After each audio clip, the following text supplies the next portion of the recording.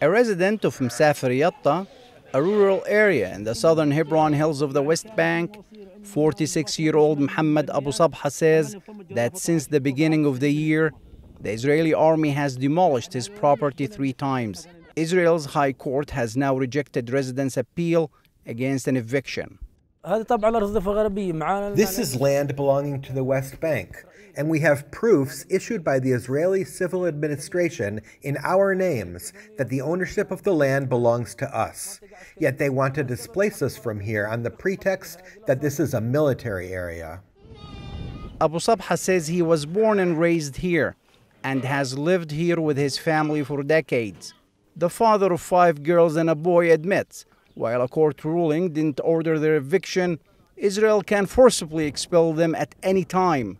This area includes 12 Palestinian residential communities, housing nearly 1,000 people, most of whom live on agriculture and livestock.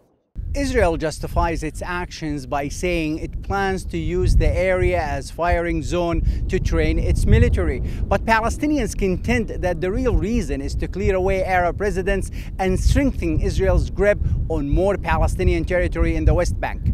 The real reason behind our displacement is that they want to evacuate the area for the benefit of the Israeli settlers. There are Jewish settlements around us, yet we are not subjected to the same treatment. Israel provides them with all the comforts, like water and electricity, so that they can stay here.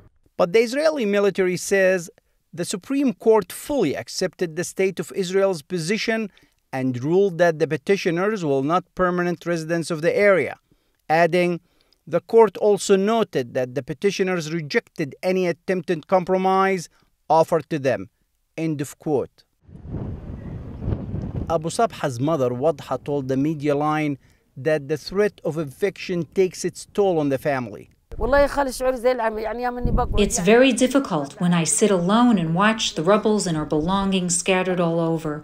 When I look in the eyes of my grandchildren, I grieve a lot. I'm emotional when I see them sitting under the heat of the sun. For a human rights organization, the High Court's decision to reject the residents' appeal against eviction could constitute a war crime. Over the course of 20 years, the Israeli government has created inhumane conditions that constitute a form of forced displacement of the residents of the area. Certainly, it is a clear violation of international law and is considered a war crime. And those responsible for what's happening must be held accountable.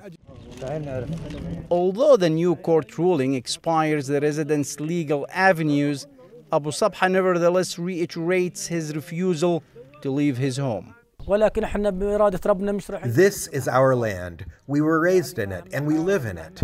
They are trying in various ways to force us to leave, but we will not leave, no matter what happens. No matter how hard they try, even if they kill us here, we will not abandon this place. Reporting for the media line, Muhammad Al-Qasim, Masafer, Yatta, West Bank.